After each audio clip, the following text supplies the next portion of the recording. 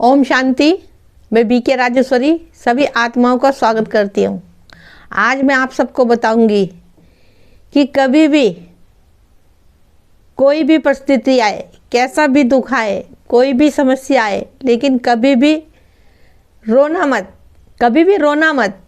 क्योंकि देखो, आपने मुरलियों में भी सुना होगा, बाबा मना करते हैं रोने के लिए कि कभी भी रो मत, क्योंकि रोने से हमारी एनर्जी वेस्ट जाती है।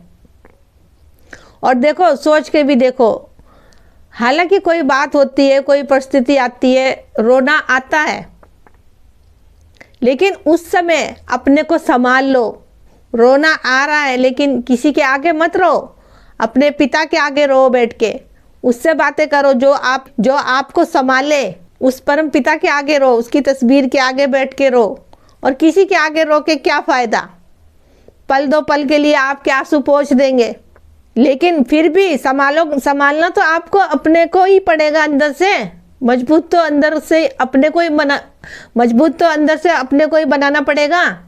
दूसरा वाला तो बाहर से आंसू पोंछ देगा, लेकिन क्या गम है, किस बात का दुख है, क्यों रोना आ रहा, क्या परिस्थिति आई, उस बात को तो सबको अपने को ही संभालना पड़ेगा। तो इसीलिए कहते हो कि अंदर से मजबूत बनो।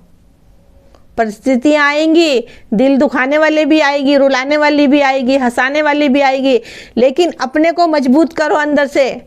और दुख सुख का, सब चीज़ का सामना करना सीखो। जितना ही दुख सुख का सामना करना सीखोगे, उतनी ही सहन शक्ति आपके अंदर भरेगी। और रोगे तो देखो, जितनी भी एनर्जी है वो सब आपकी वेस्ट जाएगी। तो अपने को संभालो। उस समय मुश्किल है लेकिन नामुमकिन नहीं है। आता है रोना, परिस्थितियाँ आती है, कोई ऐसा दुख आता है, बड़ी से बड़ी परिस्थितियाँ आ जाती है, हमें हिला देती है, रोना आ जाता है, लेकिन उस समय अपने बाबा से बातें करो, बाबा के सामने रो। बच्चे चाहते हैं, बच्चे सोचते हैं कि हम नहीं रोनेंगे, क्योंकि कोई भी समस्या, कोई भी परिस्थिति, कोई भी दुख की बात हमारे सामने आई है, सामना तो हमको ही करना पड़ेगा, दूसरों को सामना नहीं करना पड़ेगा उस चीज़ का, तो रोना भी हमें ही आएगा। लेकिन उस समय ही अपने मन को हमने संभाल लिया कि ये ड्रामा है दुख सुख का, और जो हमारे सामने दुख सुख आ रहा है, इस सब को ड्रामा समझोगे और अपने को आत्मा देखोगे, तो आपका मन ऑटोमेटिक शांत हो जाएगा कि ये ड्रामा है, इस दुख सुख को, इस परिस्थिति को हम नहीं रोक सकते, क्योंकि ये हमारा ही बनाया हुआ है। लेकिन अब हम कर्म ऐसे करें अच्छे कि आगे चल के हमें ना रोना पड़े। जो एनर्जी हम कहीं और लगा सकते हैं, उस चीज़ को हम रोने में गंवा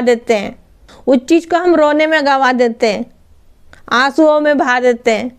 लेकिन उन आंसुओं का दर्द कौन जानेगा? है कोई जो आपके आंसुओं का दर्द कोई जान सके? क्योंकि इंसान हमें बाहर से देखते हैं, किस कारण से, किस वजह से, कहाँ दुख हो रहा है, हमें क्या बात है, वो नहीं जानता इंसान, क्योंकि इंसान ज़्यादा हमें बाहर से जानता है, और परम पिता परमात्मा हमें अंदर से जानते हैं। परम पिता परमात्मा हमारी अंदर की बातों को सुनता है। तो जब भी तो कहती हूँ कि मन ही मन बाबा से बातें करा करो, बाबा से रूह रिहान करा करो, जो आपको ताकत दे, आपको एक नई जीने की राह दिखाए। देखो, ड्रामा तो दुख सुख का है ही है, कभी रोना है, कभी हंसना है, कैसी भी कोई भी परिस्थिति हो, कोई भी समस्या हो, कोई भी बात हो, ड्रामा है सब। लेकिन इस ड्रामे को अपने अंदर पक्का कर लो, तो जब भी आप खुश रहोगे। मैं आत्मा इस शरीर को लेके अपना ड्रामा बजा रही हूँ दुख सुख का।